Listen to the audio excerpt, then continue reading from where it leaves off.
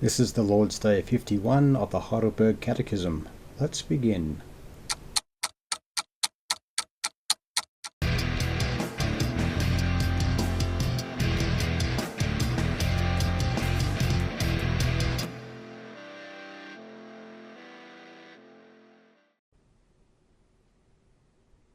Welcome to this week's question and answer. It is only one for this week.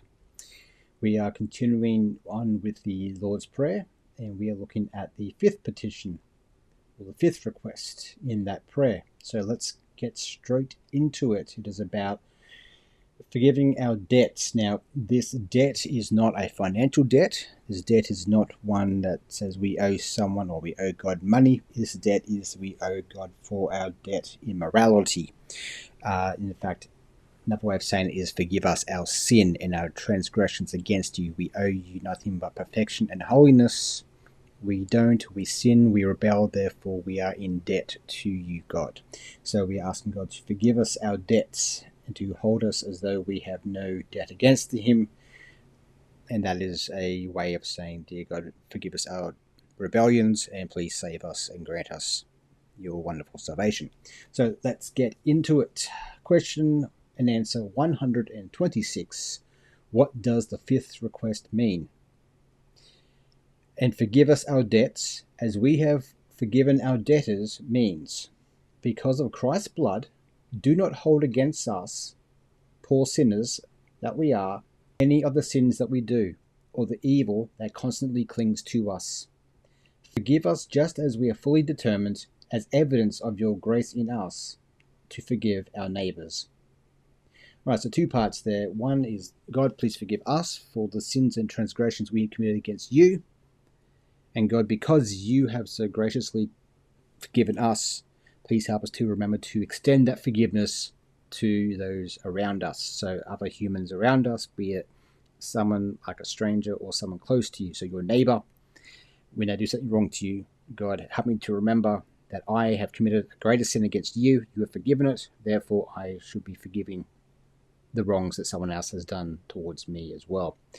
That forgiveness means that we do not seek our own vengeance and justice against that person, but we will commit it to the hands of God if justice is needed, or to the authorities that God has put up. So be it the law courts, or if it's your sibling, then you can go to the authority. That authority, your first authority would be your parents. If it's at school, it would be your teacher. If it's in the workplace, it would be your manager, supervisor, your boss. And if it's not them, you go further beyond, as much as you can. Now, that doesn't mean that it's okay to keep being hurt. It doesn't mean that you keep putting yourself in the position of being hurt, but it does mean that you still do not take it upon yourself to pay that person back as though you yourself are judge when you're not. Right, so let's get into our scriptures. Psalm 51, verses 1 to 7. God, be merciful to me because you are loving. Because you are always ready to be merciful, wipe out all my wrongs, wash away all my guilt, and make me clean again. I know about my wrongs. I can't forget my sin. You are the one I have sinned against. I have done what you said is wrong. So you are right when you speak. You are fair when you judge me. I was brought into this world in sin, and in sin my mother gave birth to me. You want me to be completely truthful, so teach me wisdom. Take away my sin, and I will be clean. Wash me, and I will be whiter than snow. Right, so this psalm, David was confronted with a sin that he had committed. I won't go into the full details about it. You can look it up. It is in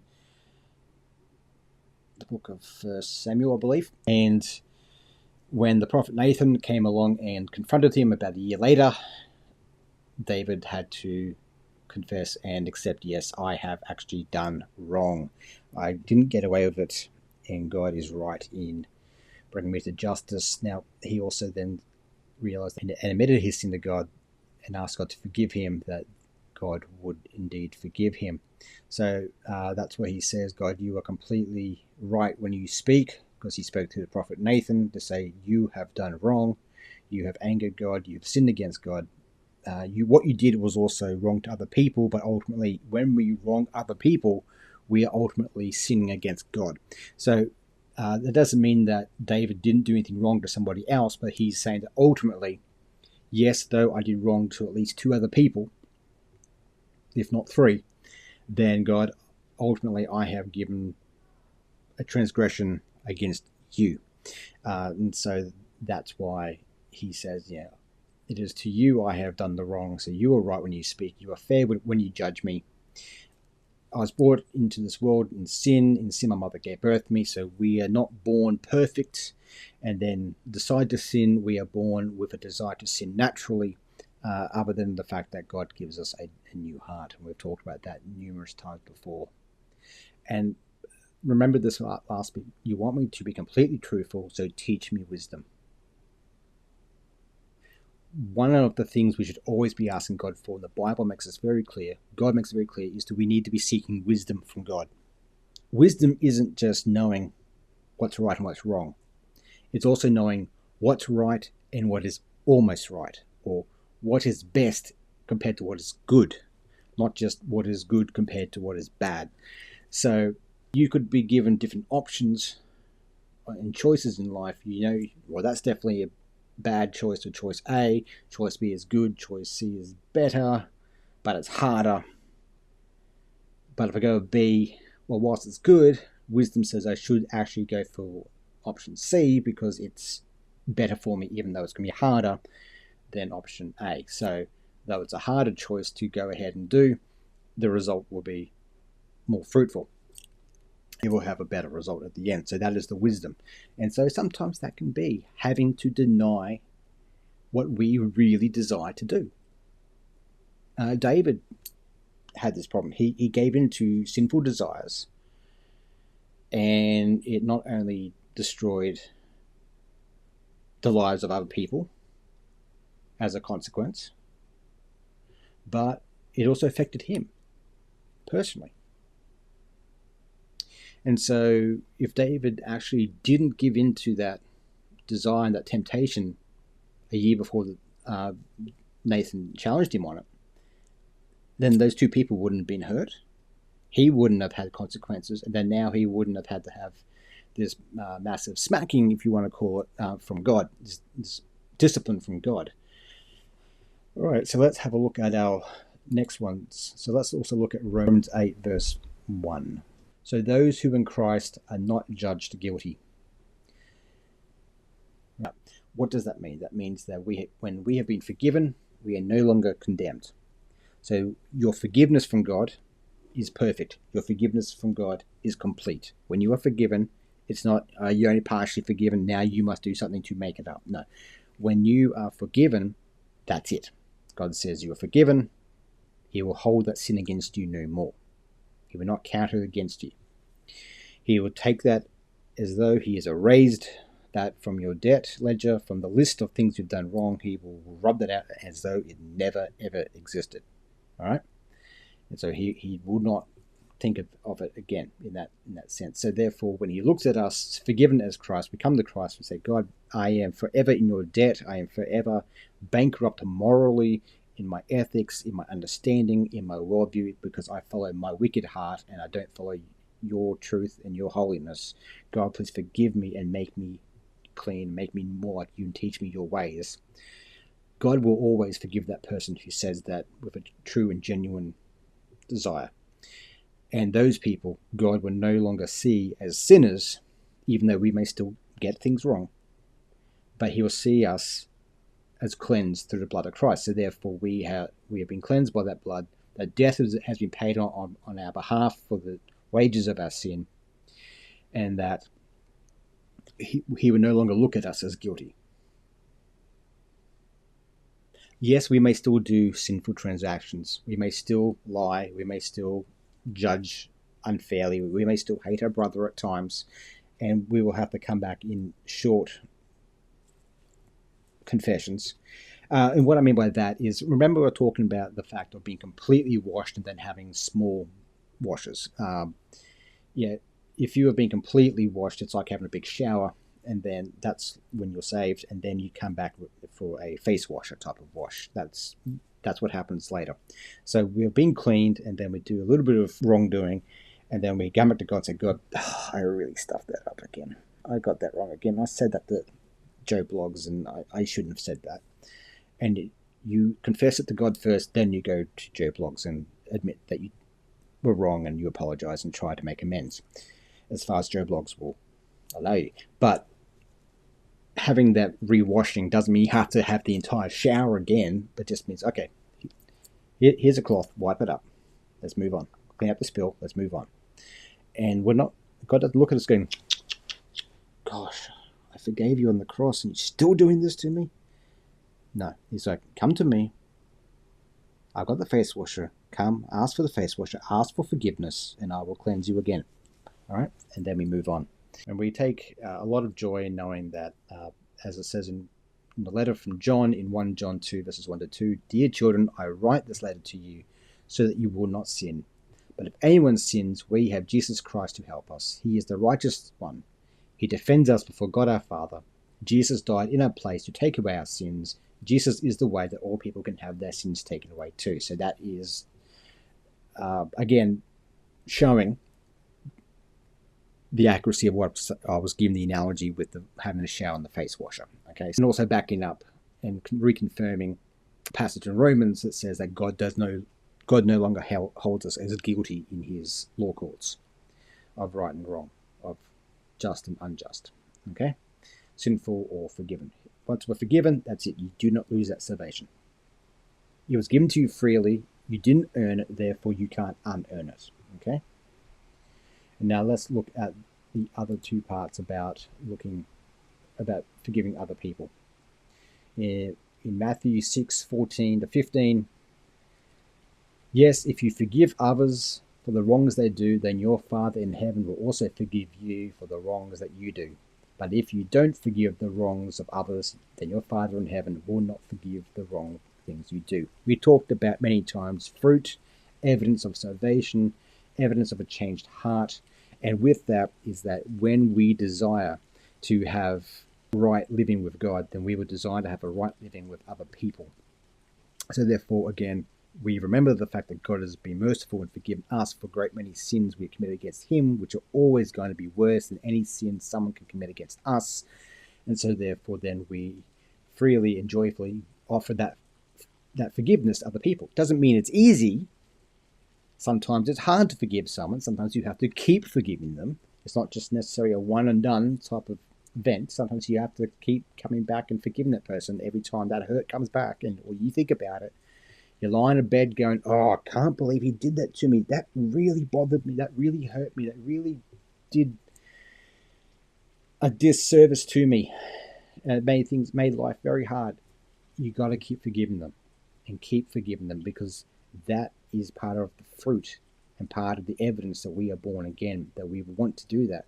And there's nothing wrong with saying, God, I'm struggling to forgive this person. Help me to forgive them. All right?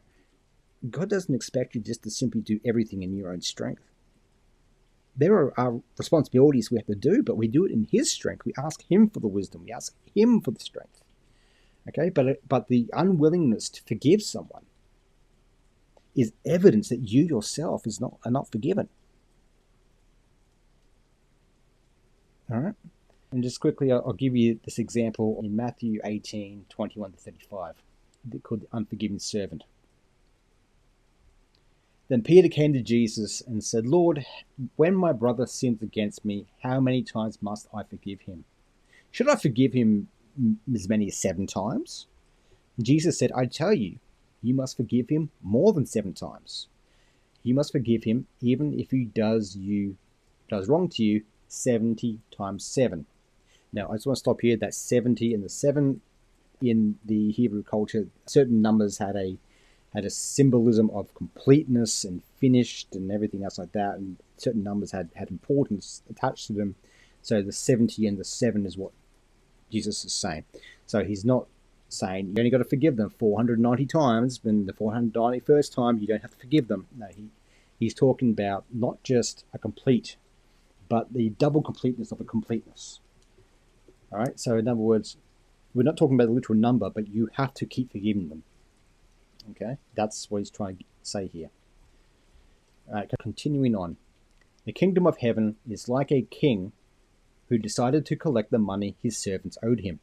So the king began to collect his money. One servant owed him several $1,000,000, but the servant did not have enough money to pay his master, the king. So the master ordered that everything the servant owned should be sold, even the servant's wife and children. Now that means they had to go and work off the debt. They were sold into slavery, so they had to go work until the debt was paid. That's what that means. And the money be used to pay back the king for what the servant owed. But the servant fell on his knees and begged, "Be patient with me. I will pay you everything I owe." And the master felt sorry for his servant. So the master told the servant he did not have to pay. He let the servant go free. Later, that same servant found another servant who owed him only a few dollars. And that servant grabbed the second servant by the neck and said, "Pay me the money you owe me." Now the other servant, the second one, he fell on his knees and begged him, "Be patient with me, and I will pay you everything that I owe." But the first servant refused to be patient, and he threw the other servant into prison, again, that's a debtor's prison, until he could pay off everything he owned. And all the other servants saw what happened, and they were sorry. Yeah, in other words, that they were upset by what they saw. So they went and told their master, that is the king, all that happened. And the master called his servant in and said, "You evil servant, you begged me to forget what you owed, so I told you that you didn't have to pay anything. I had mercy on you. You should have had the same mercy on that other servant."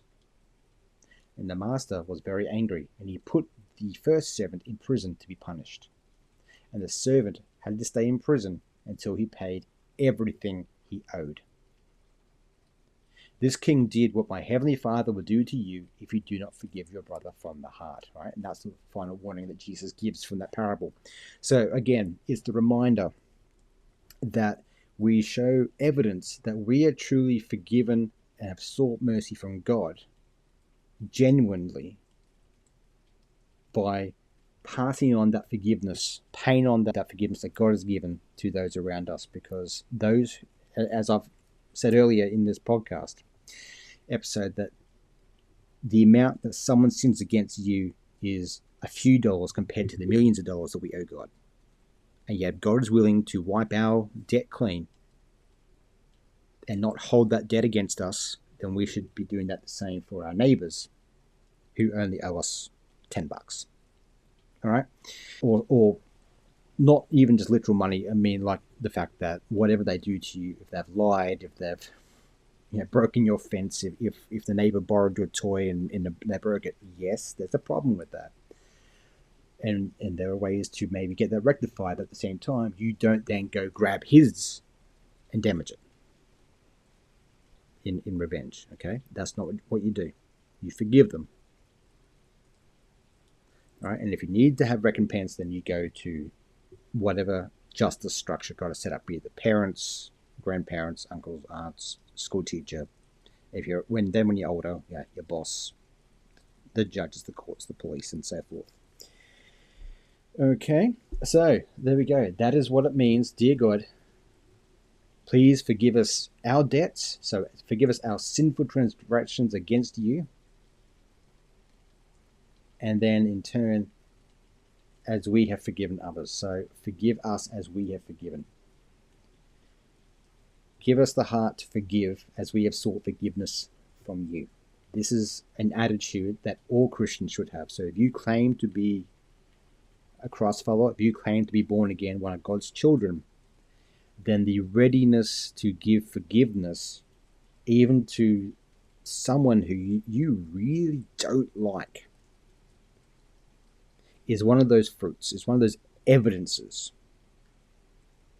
that you are right with God, that you're in right standing with God. Okay? And this is one of these tests to look back and go, how is my attitude towards the person who did me wrong? How's my attitude towards God when I do him wrong? Am I quick to ask him to forgive me, and then am I quick to forgive the person who does me wrong as I ask God to forgive me? And if you're not, then ask God for help to grow in that area. And if that means that you don't have a repentant heart, ask God for a repentant heart. God will never turn away anyone who comes to him in genuine seeking for forgiveness. Okay? Don't ever think that God will just flip a coin. No, not today. No. Anyone who comes to God says, God, I need your forgiveness. I am a rebel. I am broken. God, I'm your child, but I have broken your laws again. I said a lie today. I said something mean to my brother. I didn't give my mother or father the respect that you told me I have to give them. God, please forgive me. So both, whether it be the ultimate forgiveness and salvation, or whether it be those small cleans along the way, come to God. He will forgive and pass on that forgiveness to other people. Okay, that's it for this week. Next week we'll finish off the last section, and that is week 52, so that is the last one for the year. And I will see you then. Until then, the Lord keep you, and the Lord give you peace.